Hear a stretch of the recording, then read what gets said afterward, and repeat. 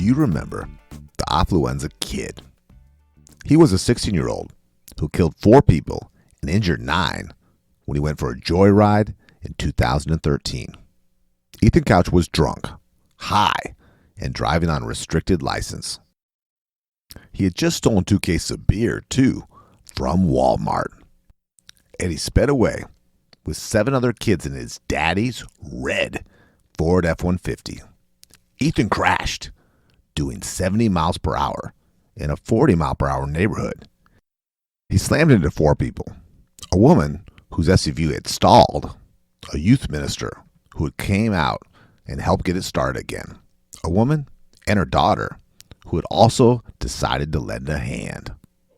Ethan swerved his daddy's F-150 into the SUV, which hit so hard the SUV crashed into a parked car, while Ethan's F-150 flipped and injured all 7 of Ethan's teen passengers, permanently paralyzing 1.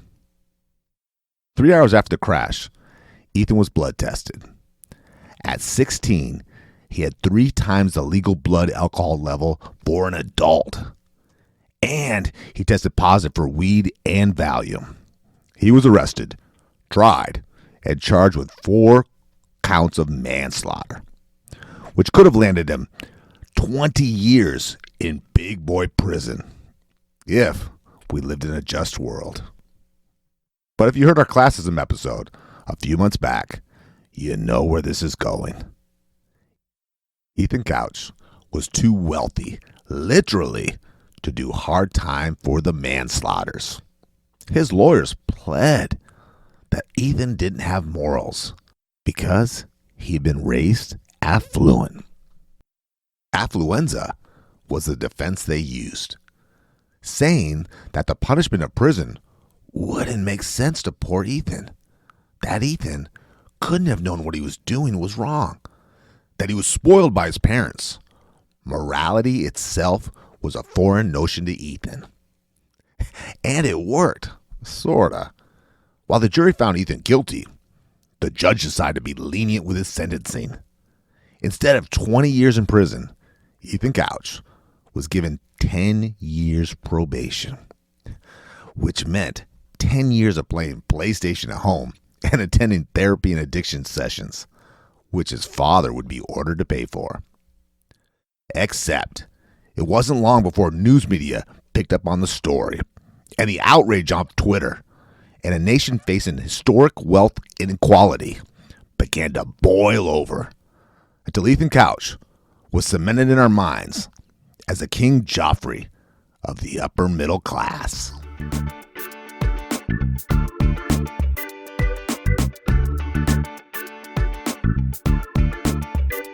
You're listening to The Re-Engineered You. This is a podcast about self-empowerment and all the myths, lies, and misconceptions we tell ourselves. Then we use science and history to bust those myths and re-engineer a better you. I'm your host, Todd Laments, the extrovert. And I'm the writer, researcher, and introvert, Joe Anthony, whose job it is to dig through the outer layer of no-duh on the internet and get to the facts. We've had episodes about wealth insulation, American wages, and classism. So today, as an extension, we want to ask the question: what does entitlement from birth do to a kid? And what are the negative side effects of growing up super well off in a world of broke bitches, failing COVID businesses, and student loans? Now, we're not going to try to justify Ethan Couch's behavior. The official stance of the Re-Engineered You is that Affluenza Kid should have served back-to-back sentences locked inside that red Ford F-150. We may dislike someone very, very much, but we can still try to understand them. And to do that, we have 3 myths to dispel about entitled children, or entitlement in general. Myths like: Myth 1. Do entitled children actually have a disadvantage mentally? Are they less creative? Can entitled children empathize as well? Or is their only life skill spending dollar bills? Myth 2. Does being entitled make you untrustworthy? In past episodes, we've talked about how trustworthiness is a key component to business. So how much can you trust someone who never had a lawn mowing job as a kid? Myth 3. How do we prevent entitlement in our children? Where's the line between giving your entitled kid a mild case of spoiled or full-blown affluenza? Those are the myths we want to bust. But first, I want to tell Joe about the most spoiled rich decoration I could find throughout history. A lawn ornament only the super entitled could own.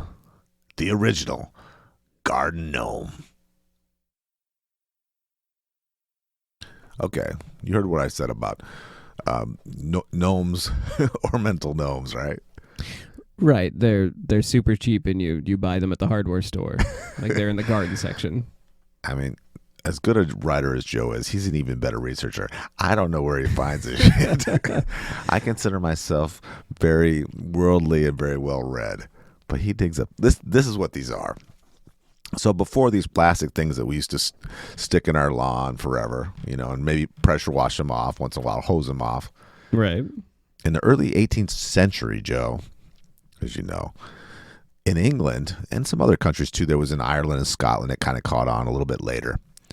Rich, the super rich, the mega rich would find real people and make them live in their lawns, build them little huts, and they would be live gnomes.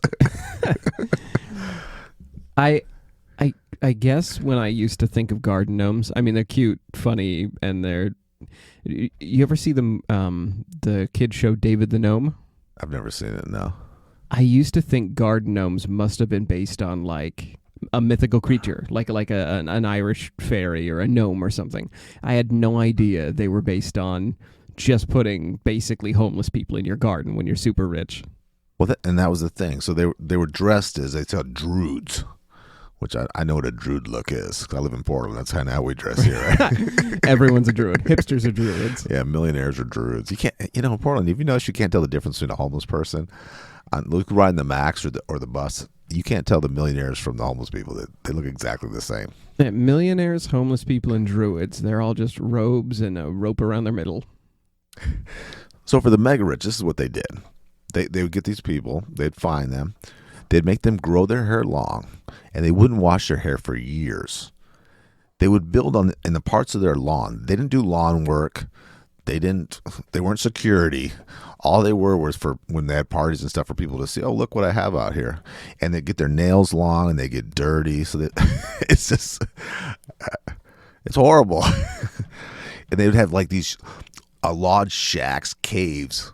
They're like very rustic looking. They're built with like leaves. It kind of reminds me of like when you'd catch a frog as a kid and you'd put him in a jar and like put a single stick with a leaf in there and be like, this is his natural habitat. The druid thing, that's what it reminds me of, is like put a gnome in your lawn, get a homeless guy in your yard, and then just put a tiny cave and a chair. And it's like, this is his habitat. It was funny because it was from this book, and the book was out and it's published. It's called The Hermit in the Garden, From Imperial Rome to the Ornamental Gnome. And it's an Oxford University Press book. But they had a line, this just cracked me up, Joe. It says, recruiting a hermit wasn't always easy. So, hey, folks, you think you have hiring problems now with your company? You think it's easy to find a person to live in your yard for 7 years? That's right. They had like contracts for for almost like a military term. Yeah, it's like an indentured servant. Right, to be a druid in somebody's lawn. But think of how rich you must be that would be some sort of weird entertainment for you. Right, yeah. Go out with your friends, be like, watch my homeless person cast runes. Thank God the ornamental hermit is gone by the end of the 18th century. But that wasn't that long ago.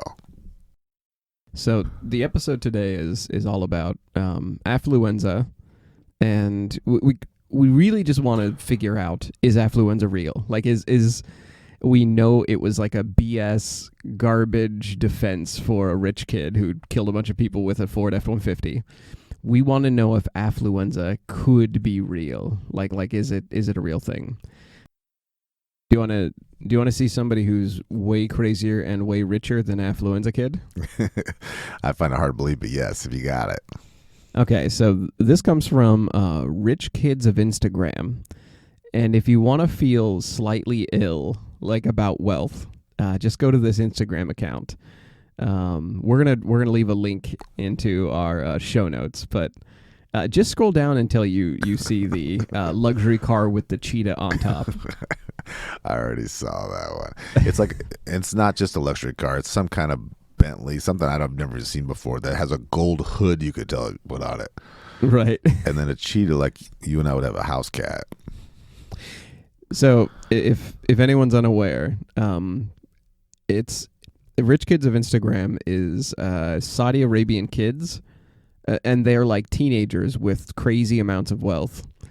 And they basically are just posting like what their lifestyle looks like, and they're doing it on Instagram. So like all these, I sound so old explaining Instagram, but it's just their collections of shoes and like their cars and their gold-plated AK-47s. And most of their Instagram posts are basically like rap lyrics, like as they're trying to impress each other, right? So they're posting to entertain each other. Like this one he's just carrying stacks of money wrapped in plastic, and it's Drake. It's crew look like we robbed a bank, but all we make is deposits. So yeah, and then you see the jets, and then it's just one-upmanship. I got more shoes than you. Instead of just owning a bunch of guns, I gold-plated my guns. Right. So if you want to feel if you got the kick of moral outrage when the Affluenza Kid story broke, just go look at Rich Kids of Instagram. These are people who wouldn't. I have no doubt that if they ran over somebody in their gold Bentley, they would give just as little shits as Affluenza Kid. Do you think that Affluenza Kid or that these kids actually have like a disadvantage? I can't imagine how. If you never have to worry about money, you can get whatever you want. I would call that more being a prince or a princess. Right, but is it? I guess the real question we're asking with this episode is if there is a disadvantage to being super wealthy young. I mean, like we did an episode about wealth insulation, how you get too much wealth at some point too quickly. You become mentally insulated, and it dulls your ability to empathize with others. Well, not to double plug, Joe, but we also did a Lee Iacocca episode about when to quit, and his nemesis in that episode was his boss, which was Henry Ford II, and he was. That's right. He was a very sheltered child. His parents were so afraid that he would be kidnapped because the family was so wealthy, that they guarded him to the point that he became antisocial. He thought that he was he didn't even think he was human. He thought he was a special breed of person. And then when he grew up, and even though by all standards, by any measurable standard, he should have been happy, he was extremely insecure and extremely paranoid. Right. So at some point in the upcoming future, we're going to have an episode about basically the narrative you have to tell yourself if you're wealthy, like what will keep you mentally sane. And we're going to cover some, The Atlantic had some articles about this that we're going to cover. Those will be in the future. But for today, we basically just want to look at, is affluenza real? And is it a disadvantage?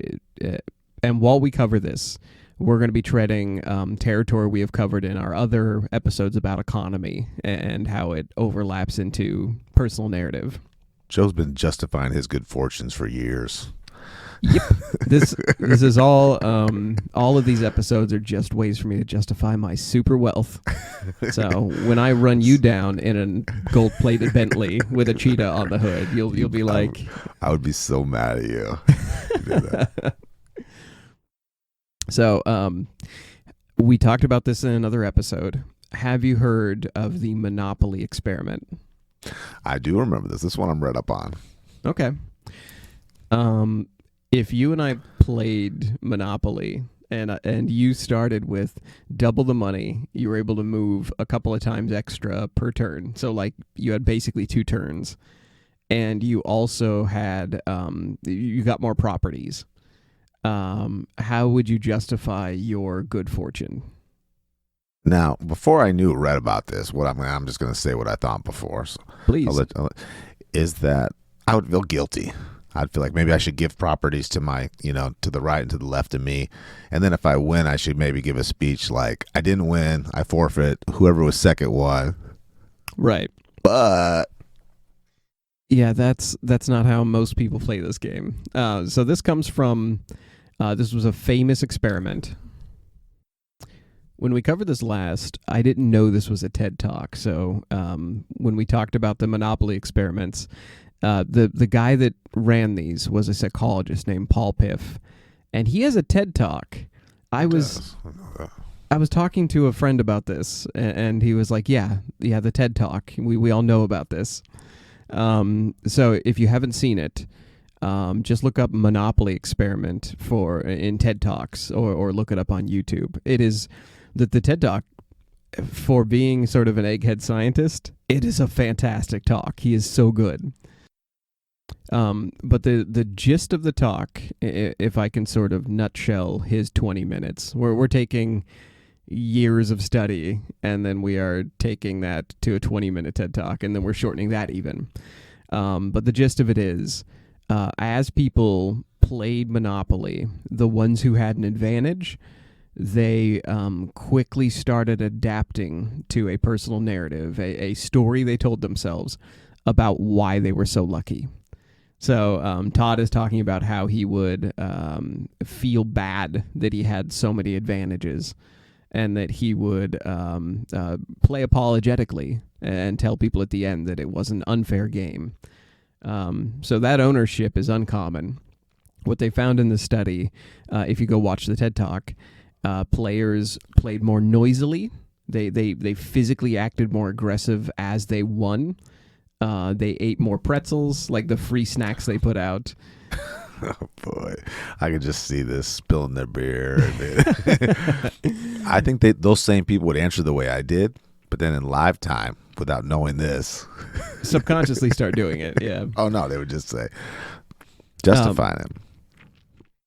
You use the word justify. At the end of this experiment, Paul Piff talks about how, when asked how they won, a lot of them would talk about how well they played. They would completely forget that they had started with 3 times the amount of money, or double, or something like that. And they wouldn't talk about how many extra rolls they got. They would basically start with, well, I played a good game, and I did these things. They focus on what they accomplished, not what they started with. So this is not a new phenomenon. Like Paul Piff's study, it broke new ground, that it exposed something that we've all kind of subconsciously known. If you look at back to like Greek stories, or older stories like Chinese myths and things like that, there are always stories about young princes. We know to avoid wealthy children, basically, because they will not feel that they don't have the process of getting wealthy. They only have the narrative they had to invent from birth to justify why they're lucky. Well, I don't know what your life experiences are with wealthy kids from where you grew up. When I grew up in Maine, and then in Maine is like a third world country. There's either people who have a lot of money or people who are very poor. And I did notice that the kids with a lot of resources, a lot of money, with rich parents would tell off teachers and not get in as much trouble. Right. And just operate at a different set of rules than the rest of us. Right. Did you ever... Okay, I think it was Outliers by Malcolm Gladwell. There was one of his books where he talked about how they followed kids around who were being taken to the doctor for the first time. I haven't seen that one, no. Okay. Basically, they found out that the more wealth you have, the more likely you are by your mother to be trained to ask questions of the authorities. So specifically in this case, doctors. So everybody, so teachers, doctors, principals. Right. So it's not just misbehaving. If you are in a higher socioeconomic bracket, you are taught by your parents that you're allowed to question authority. You're allowed to say, is this really for my own good? Last week, I was talking to one of my friends, and he had this experience before COVID 2 years ago. He is a youth pastor at a mega church here. And so he was a youth pastor at this church camp, and he caught a young man and a young woman, fooling around at church camp, which of course is a no-no. And the girl was very shamed by it, embarrassed. Please don't tell my parents. And the boy was like, do tell my parents. My dad's an attorney in Lake Oswego. Who are you? Right? Like, instead of being afraid like a normal kid, he's like, yeah, my dad's an attorney. And then dropping the zip code to her. Right. Yeah, the no fear part. Reading this, I mean, like, don't you feel like Affluenza Kid had that to the nth degree? Like the tell my dad he has a metal. He had his own metalworking company, right? A successful one, more than you would think. He has more money than you'd think, and I'll get into that a little later. Don't spoil it. Okay, I won't spoil it. I want to answer one of our questions we had. Does affluenza, does entitlement, does it make you less creative? So do you think that those kids who are feel like they can question authority, do you think they I kind of do the poor person justification where I'm like, oh, well, I'm scrappier. I will come up with better answers. If this kid gets handed everything, I will be more creative. I'll be more resourceful. Yeah. Well, we've talked about this before from your studying and from your research that people who have more resources usually can take more chances and can work on creative projects longer. So, right, that was in a Smithsonian article that we ended up using in the show. I found. Do you want to feel even more crushed than that article let us feel? Please. I found one from the Journal of Experimental Social Psychology, where they took college students and gave them one of two writing prompts. We're going to do this, by the way. So I'd like you, Todd, if you don't mind. Could you, in say 30 seconds, come up with as many uses for a paperclip as possible? I won't make you do the second half. The second half is draw an imaginary alien creature from another planet, but we'll just do the paperclip. So in half a minute, I'll time you. Come up with as many uses for a paperclip as possible, MacGyver. Do I start reading them off? Yeah. In 3, 2, 1. I could heat it up and tattoo myself. I could use it to pick a lock, so it could be used as a key. It could be used, of course, as a paperclip. I'm running low out of now. So we've got tattoos and lock picking, and of course a paperclip. Okay. We'll cut it short there. So we've got 3. We've got a fish hook. Wait, an actual paperclip, a lockpick, a fish hook. Okay, I got that one in. Thank God. That was a good one. Fish hook. That is a good one. So when students were given this exercise, some of them were asked to write 3 reasons why they should demand the best in life. So they were asked to be affluent for a couple of seconds. They were basically prompted to be like, why do you deserve the best? And then they were told, do this exercise. So we call that verbal priming. It means that they were primed to be in a certain mindset before they started this. What the study found, and we'll have a link to it, not only did they list more uses for the paperclip than people who weren't entitled, their ideas were rated as more novel and interesting.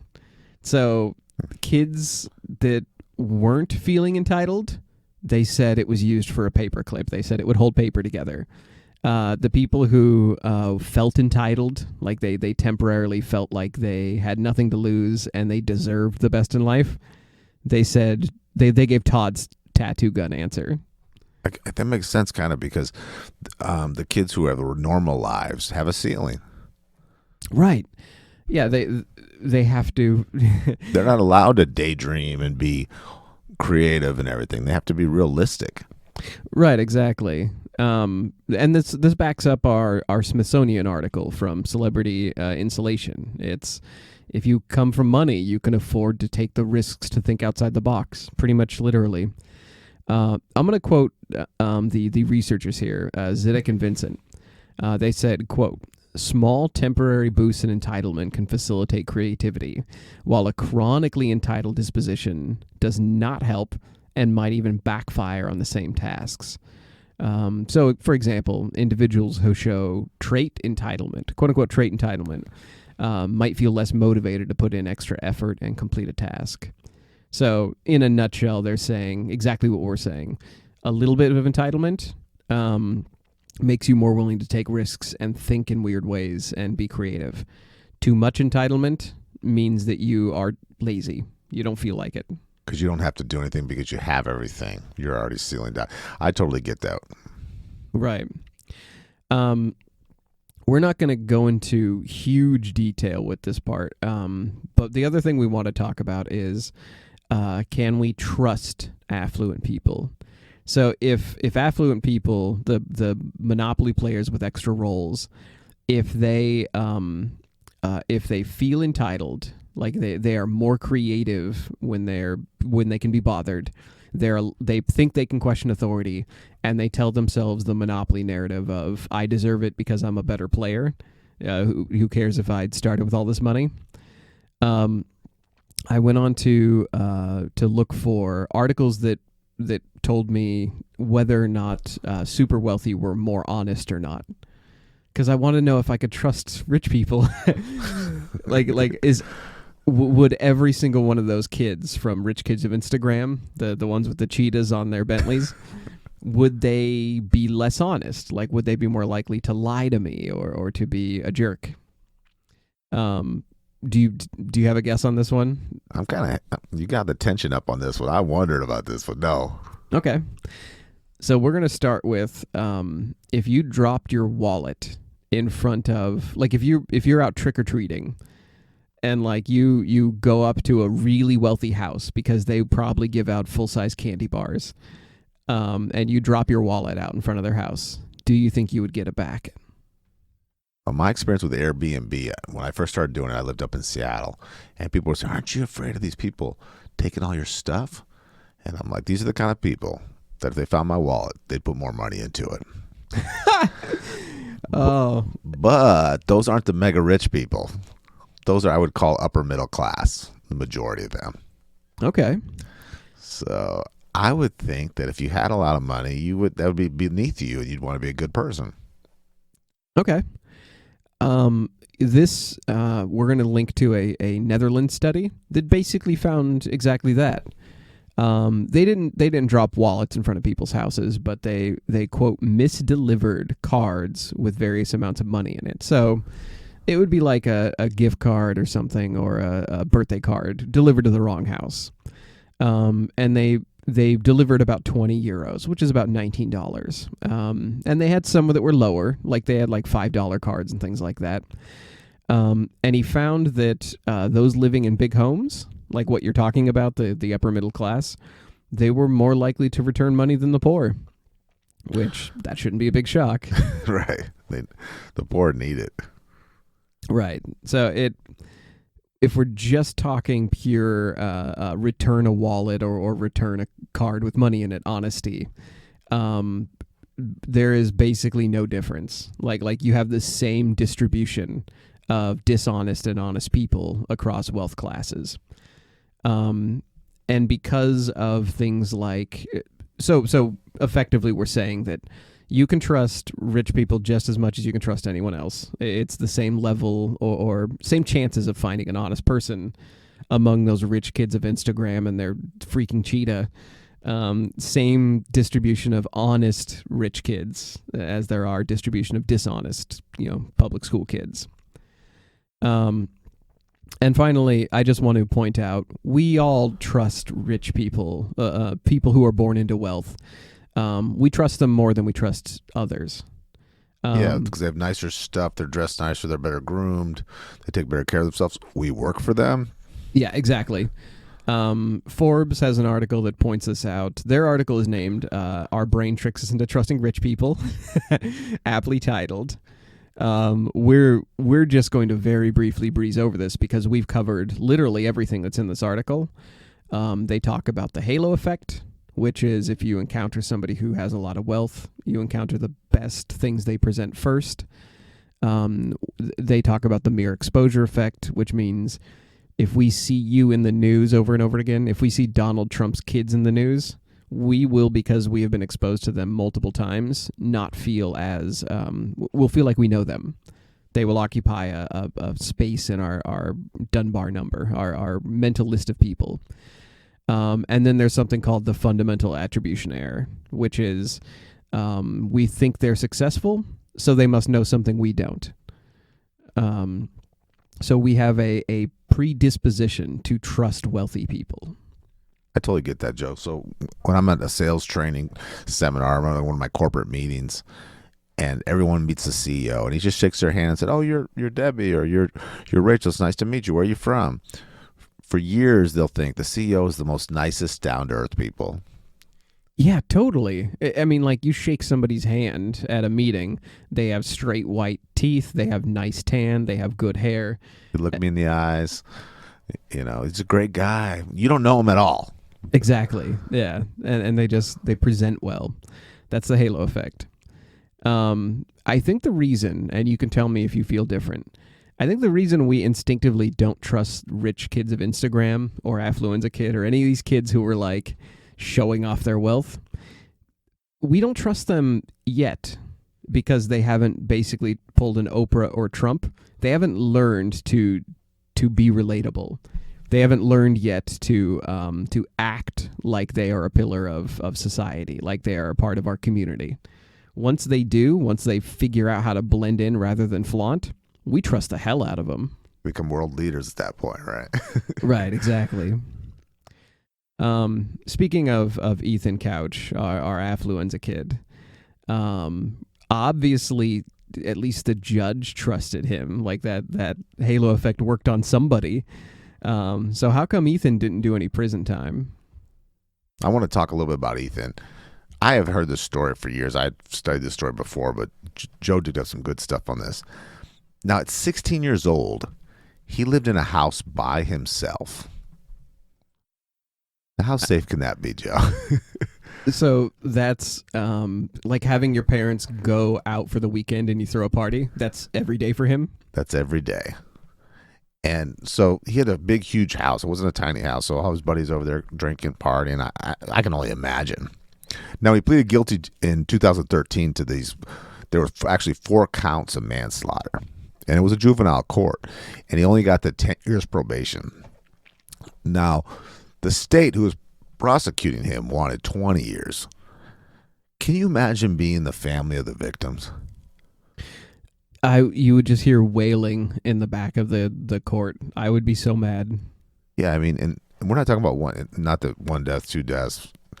Someone's paralyzed. Everyone's critically injured. But to think that's not even worth a day in jail? Right. Our opening narrative, when I wrote that's 10 years of playing PlayStation, if you told me at 16 I would spend 10 more years at home with an ankle monitor on, I'd be happy. I'd be like, yes, send me back to my house that I have at 16.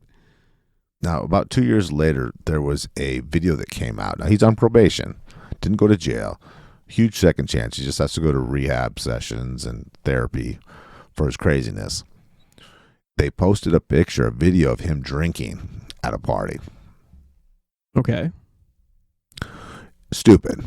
I mean, literally, that's thrown in your face. So not only am I on probation, not only did I kill people and didn't pay it, now I'm flaunting it on social media page.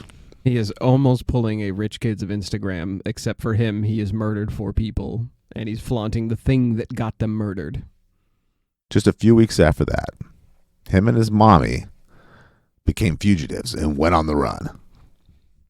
Now, I could think of him being a young man, being an Affluenza Kid, being screwed up, thinking, oh, no, I'm going to go to jail. I need to run to Mexico. I can't get my head around his middle-aged mother saying, let me take you with me. Let's do this together. Right. I don't... You think she'd be able to put this in perspective as the older person? I know we're dealing with different parents here, but can you imagine your own parents? Like you've manslaughtered 4 people, you've been caught drinking again.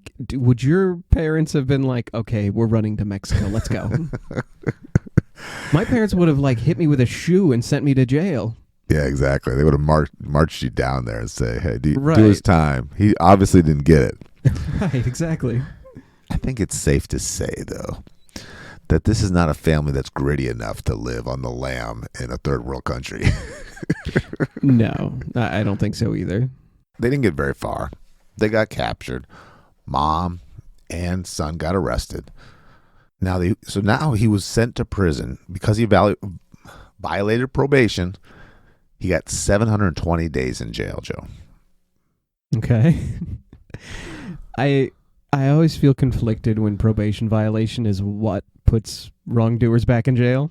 Yeah, like it should have been the first time. The same thing happened to OJ, right? Like he did jail time, but it was actually for like a probation violation or a second violation or something. Yeah, so he didn't go for murder, but then he went for armed robbery, threatening to murder somebody, saying, "You know who I am, you know what I've done," kind of. Right. So Yeah. this is the King Joffrey OJ. Like this is, yeah, Affluenza Kid goes back because he's getting a parole violation. That's not satisfying. But 2 years into his probation, I thought this was interesting. There's a county sheriff that was in the jail that Ethan was in. He said he had 0 issues with Ethan, not one behavior problem for a problem child. Really? That's shocking.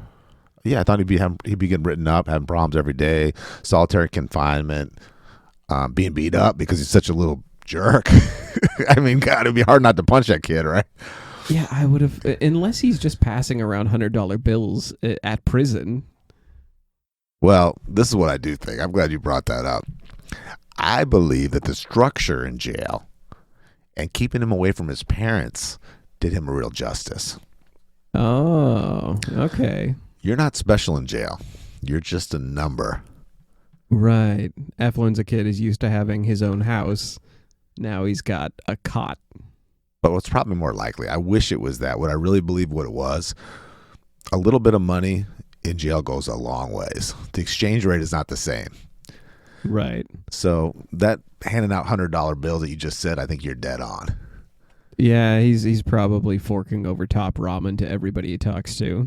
You know, that gives you a lot of heavyweight friends too. So just leave Ethan alone if you're on an allowance from him and his mom. Right. So he does the 700 plus days. No problems behavior wise. Gets back out. So he's back on probation. He's out of jail. Doesn't have to do his full term, which doesn't seem right either. If you should have to do the full term that you were sentenced to. Right. But he did. Then he got caught because he was caught smoking weed. Oh, okay. So first he gets out, he's drinking, posting it on social media. Then he goes on the run, on the lam. Now the second time he gets out, he's smoking weed. Now he didn't go to jail. It wasn't a probation violation. You know why? Why? Because the parents fought the drug results. So they used a legal loophole. They got their money involved. No way. Oh my God. When we talk about the Monopoly experiment, this kid really, like his parents, it's not even like the kid gets extra money and rolls on the dice and properties. His kids are just leaning over him and being like, roll this dice again. His parents were no strangers to the legal problems either. His dad, who's become famous now, or infamous now, his name is Fred Couch. He's been arrested for impersonating a cop, multiple domestic violence against all the romantic relationships he's had. But my favorite is you have to go back. We can't tell the whole story of all of the parents and the kid. It's just too interesting. We could do 3 episodes, one on each, one on dysfunction, one on assault, Right. one on affluence. But the dad, this talks about the will of the family. When he was 13 years old, because he was a spoiled brat kid himself, he drove his own car to school. Oh, 13. Okay. Yeah, he pulled it into the teacher's parking. And so the principal came up to him and confronted him. And you know what the kid said? This is Fred Couch, Ethan's father. What's that? He said, "Listen, If you give me a hard time about driving to school, I will buy the school and I will fire all of you people that work here. Oh, oh my God. It's like Bruce Wayne, a 13-year-old body. What an ass. Apple doesn't fall too far from the tree. No kidding. Okay, so we don't want to lead an episode down a hate rabbit hole. I mean, like, we're not Fox News, so we don't want to just focus on moral outrage. There's nothing wrong with moral outrage, but we don't want to end there. Well, too, we're talking about who doesn't want to do better for their kids. Right. You know, we want to talk. Of course, we're doing the extreme cases of this, but this is not just a case with people killing people. This is a problem with kids growing up and just being jerks. Right, exactly. We know that pretty much anybody who has any kid who is getting the best in life because their parents care. We want to point out a way to undo affluenza, or how to cure entitlement. And that's for everybody. That's not just for Affluenza Kid. We're not just trying to fix middle class King Joffrey here. We are trying to make it to where we can apply what we learned from his case. So in that TED Talks, that Monopoly game, Piff points out something very important. So he took people who were wealthy participants in his studies, and he wanted to find out if you could undo, or very, very briefly undo entitlement. And they found that there was an answer. Would it shock you to think that if you were entitled, if you were Affluenza Kid, I could show you 45 seconds of a video and it would make you a better person? I think I would take more time than that. Yeah. Show me. Yeah. Give me a full movie. A 5-hour book. Yeah, Schindler's List. We'll watch that. No, he in his experiments, Paul Piff showed people a 46-second video of child poverty, and he said that it wasn't designed to make them feel bad or to give money. What it was designed is to remind participants of the 3 C's, which are cooperation, community, and compassion.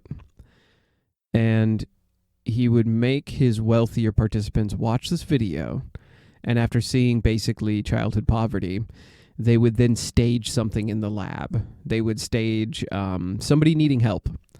So somebody unrelated. So like you and I are, let's pretend we're wealthy, and we are in Paul Piff's lab, and we, straighten our lapels, and we are dressed in our tuxedos.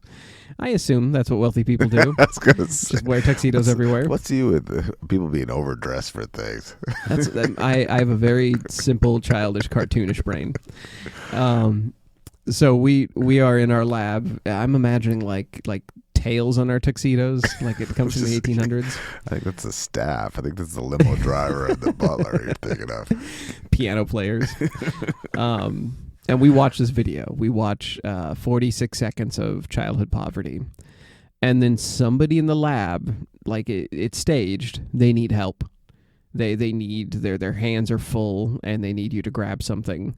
Or they run into trouble, like a door hits them because it's closing automatically. Paul Piff said that by doing this experiment, by reminding people of the 3 C's, cooperation, community, compassion, people would help. Like statistically, they would jump up and help more often than if they hadn't seen the video. Wow. So it just takes literally seconds of, and that makes sense to me because we as humans, you and I have done episodes on community and rejection. We've done episodes that talk about how necessary it is to human survival to have a tribe, to bond with a tribe, to be able to recognize your tribe. So it makes sense that reminding somebody that has a lot of money, in tribal terms, it's the man of the tribe who has all the meat, remind him that he has a community around him and he'll share his meat. Do you think it's a little bit different than being lectured by your parents? Like, there's people all over the world starving right now when it's from something, a video, and it's got strong visuals. It's not coming off as a lecturing way. Yeah, exactly. It's just something they watch. It's a source of information. It's not just somebody sitting you down and telling you eat your fries because there are starving kids in Africa. You don't get all guarded and put up your shields. Right. Yeah, that lecturing tone really doesn't help. Um, yeah, callousness, I think from our episodes about wealth and insulation, callousness is an active effort. I think you really do have to have your guard up. You said it, the guarded. You have to have your guard up to tell people no and to disconnect yourself from community. So I think there's a reason like there are fables and stories like Scrooge that remind us that a person's heart and sense of community can work. You can bring people back. Do you think people who are spoiled rotten, or do you think they ever have that feeling that the only reason they have friends or are popular or are even known is because they have stuff? Oh, hell yes. I know I teased this earlier, but that Atlantic study, we're going to cover that. We have a future episode coming out that talks about basically wealth, and we have a legacy episode. And a lot of the most recent and most compelling studies I can find, they talk about how extreme wealth makes you recognize and understand some of your friends are only friends because you have money. Some of the people you encounter and talk to, they're only doing it because they think you have connections. And that is a very isolating thing. So everyone has an agenda around you. So you feel like, I couldn't, you're showing me these posts of these kids in Saudi Arabia with the cheetahs and the Ferraris and the guns. Right. And I can't help it. I'm looking at these kids and I'm like, you're so young, good looking. You have that dark complexion. You don't need money to be a big shot. Right. You're wasting all this. It's a waste of time. I completely guarantee of those 17s in Affluenza Kid's F-150 that he rolled, they were all his friends because he had the money to buy the beer, to drive the truck, to have the drugs, like the house to drink in, the house to go back and party in. They put up with his dumbass the whole time. Right. And he knows that. Like, I guarantee Affluenza Kid knows these are all my friends, but they're friends because I have these resources. If we are entitled adults, do you want to know the steps to, like, back off that entitlement, to come back? Be humbled. To be humbled, yeah. Humbled is a good way of putting it. To remind ourselves that, after we check our $1,000 phone and drink our $20 latte, that we have it pretty good. I think too, when you get older too, grateful, humbled, I think a lot of it is when you get a real health scare, right? Yeah, I would think so. Especially here in America. Like, I don't want to press the American button every time we talk about wealth, but it takes basically a health scare to remind you that, oh, right, I live in one of the best nations on earth that has modern medicine, and I can go to the doctor and have all this basically waved away. And what we're doing right now, this is actually one of the steps. This is from Psychology Today. They talk about basically how to overcome entitlement. So perspective taking. That's what we're doing exactly right now. Practice perspective taking. Think about, if you're mildly annoyed by waiting in line. You ever watch that This Is Water by David Foster Wallace? That's one of my favorite speeches of all time. Absolutely. It's a great one. It is a masterclass of perspective taking. So that's number one on their list. That helps overcome entitlement as an adult.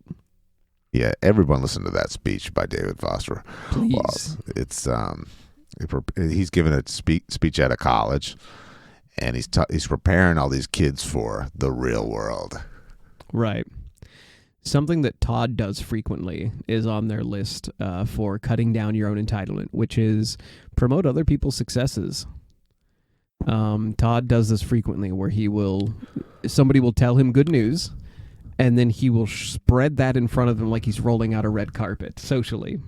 Yeah, it's genuine interest in someone's life, and I've done this in my sales career. When there's people who've been promoted, I've gone and taken them. I'm in the auto finance business, and they're salespeople and they become managers, and I go in and bring them greeting cards and applause them and tell people at other stores. Make it, like you said, just promote them, just make a big deal out of it. Years later, decades later, these people are all in the business. If they see me, they start to cry because they remember all that attention. And these aren't those kind of guys. These are car dealers. They're kind of big shots, but that you acknowledge them, that they had done it, they arrived. And a lot of people in their own families haven't done that. Right. Yeah, showing somebody that personal touch and promoting their success. It's not only does it help you with your entitlement, it makes them feel like $1 million. There's a couple other things on their list here, so we'll have a link to that. But the number one piece that I want to talk about, moral licensing.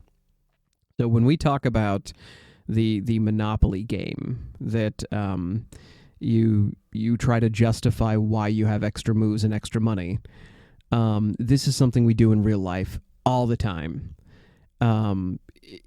The studies where they talk about wealthy people are more willing to take extra candy from a free jar. They're willing to eat more pretzels when they're playing the Monopoly game. Wealthy people justify a lot of their behaviors. There's another one in Paul Piff's study where, like, people who drive wealthier cars, they don't stop as much for other people who are trying to cross the street. Moral licensing trap. Yes. Is that what it is? Yeah, it's the moral licensing trap. It's you give yourself a moral license to do basically awful things or just slightly less good things. Just not like everybody else.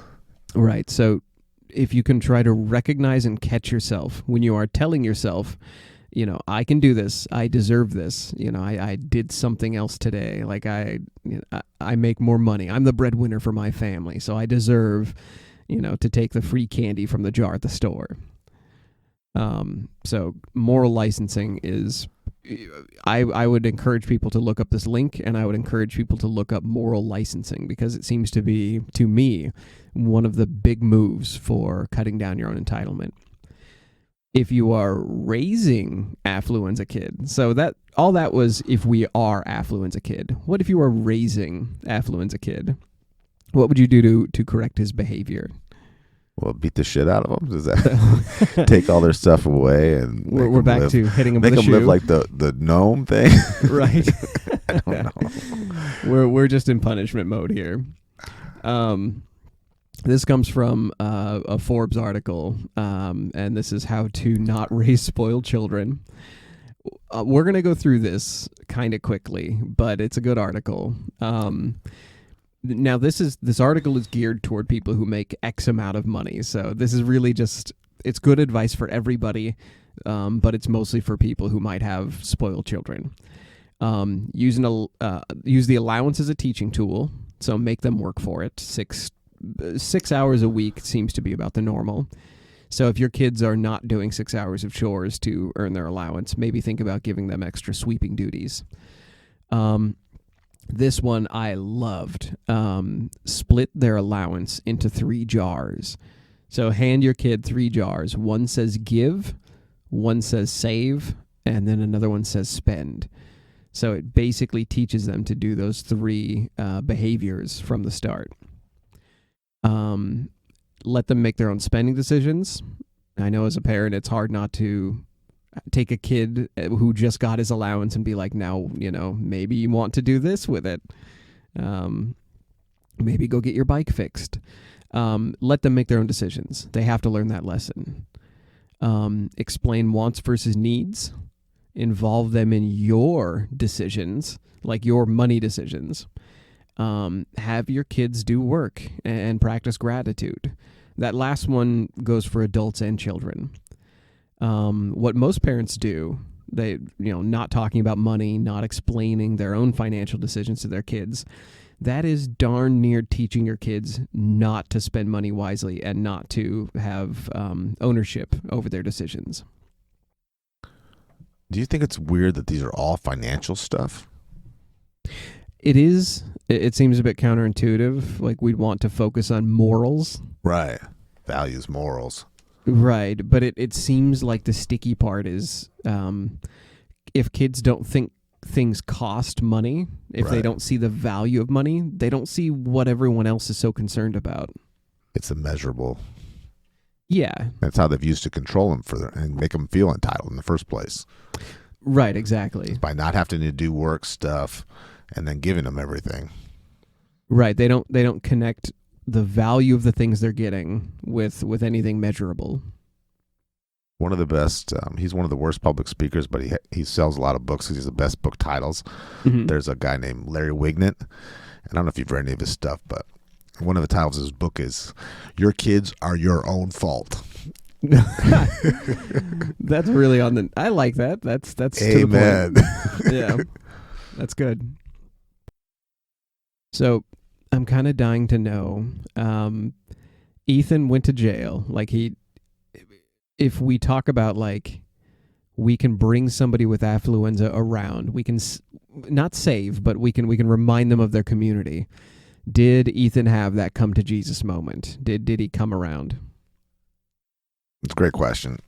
One thing that, for me, just reading through all this stuff, and I've had my own legal problems through the years when I own my own businesses, and I can't get my head around, Joe, all these lawsuits.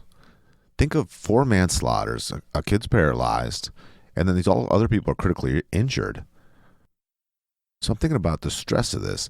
There was civil cases everyone, parents sued Fred Couch because his son was driving his truck. He's underage, the drinking, everything. How did the dad not end up bankrupt? Right. I would think this would cost him everything. Yeah, this is not Saudi Arabia rich. So I did some research on Fred Couch. Now he's in the roofing business, metal roofing business. And I'm thinking, how much could metal roofers make, right? He has a net worth of $10 million. Okay. So he can defend Ethan Couch. Right, but you would think that would run out with 4 manslaughters. A murder trial can cost you $1 million easily. Maybe he's doing the roofs of his lawyers. He's like, hey, he's trading. Yeah, you got a leaky roof? Let me work on that for you. Now, what you're talking about, the coming to Jesus thing, is very interesting. There was a kid. His name was Tim Williams, and he was a friend of one of the kids that was mowed down by Ethan. And he wrote a book about the incident, what it meant to him losing his friend. And the book was about forgiveness. That is, I don't want to use the word ironic for that. And this was a really amazing thing. So Williams, he wanted to forgive Ethan Couch because, people always say who have lost someone this way, it's better to forgive them than to be angry and bitter your whole life. It kills you slowly, right? Right. What's the old philosophy? Anger and not forgiving somebody is like holding a hot coal and hoping the other person gets burned. So Williams goes and visits dozens of times to the Tarrant County Jail, and he keeps records for his book for every time he went and visited Ethan and talked to him. Ethan Couch refused to accept his forgiveness from Tim Williams. He refused to accept it. He said, I don't deserve it. Okay. So, I mean, as much as we have bagged on Ethan Couch this whole episode, that actually does sound like he had at least a measure of what he had done. Extreme remorse. Okay. And finally, Tim wore him down, and Ethan gave him that gift of forgiveness too. That, thank you. I'm going to accept your forgiveness for this. Wow. You don't have to run over a group of innocent bystanders in a 5,000-pound truck before you recognize an entitlement problem. If you're living in America and you're listening to my voice through an iPhone or car speakers, then you know what entitlement feels like. Even if you have the same mild case of affluenza that all of us have. Here are a few things to consider if you're battling entitlement, or if you're worried about the entitlement of the people in your life. Entitlement makes you invent a narrative to justify your good fortune. If you start out the game of Monopoly with extra money, dice rolls, and free pretzels, you don't want to feel awful when you win. So along the way, You start to justify why you deserve your hot streak. That's not a flaw. It's not self-delusion. It's how humans are built to rationalize our good fortune. It's why I can enjoy an $8 specialty latte while I surf my $800 iPhone and still complain about a rich kid who got away with murder. But entitlement isn't all bad.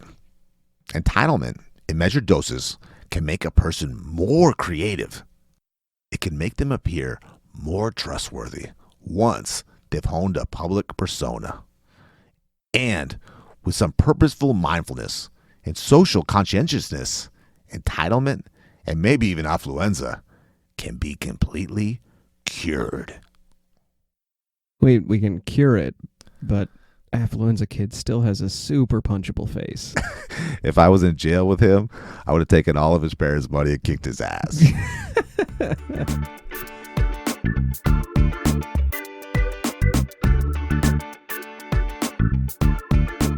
You've been listening to The Re-Engineered You. Thank you so much for listening to the show. You mean the world to us.